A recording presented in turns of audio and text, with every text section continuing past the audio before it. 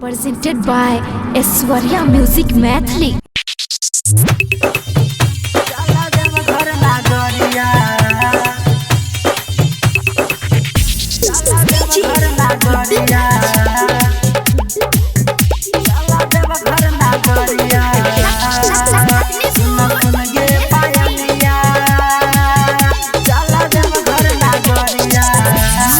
सुन गे पायलिया चला देव घर नागरिया सुन गे पायल सुन गे पायलिया चला देव घर नागरिया अने पधाले दूध कावरिया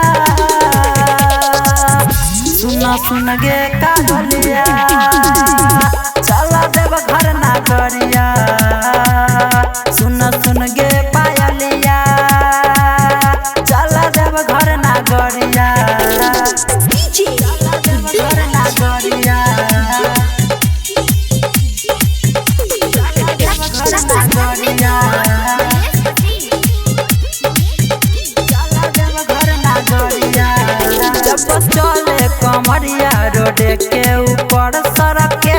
में मिल जाला कंकर पत्थर के ऊपर सड़क चल गे मिल जाला कंकर पत्थर चले कमरिया रोड के ऊपर सड़क के पर में मिल जाला कंकर पत्थर जितना पहले रहबू पाप सब हो जाएगे माफ मन में रखबू न भरम सब हो जाएगे लेके कमर सब झूमत जाला चला गे कादलिया बाबा देव घर नागरिया चला गे कादलिया बाबा देव घर नागरिया घर नागरिया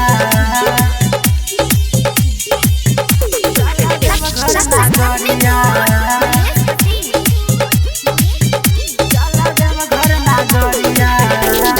किन दे हम नायका गे सुट साला बाड़ा भोले बाबा से मंगी है गे नायका भक्ता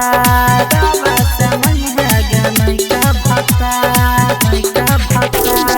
किन दे हम नायका गे सुट साला बाड़ा भोले बाबा से मंगी है गे नायका भक्ता ले शिवजी के नाम होई बिगड़ल सब काम पहले जोड़ी हाथ पर नाम नहीं होबे बदना प्यारे मिथुन जाला ढागत जाला सुन गे कादलिया चला देव घर नागरिया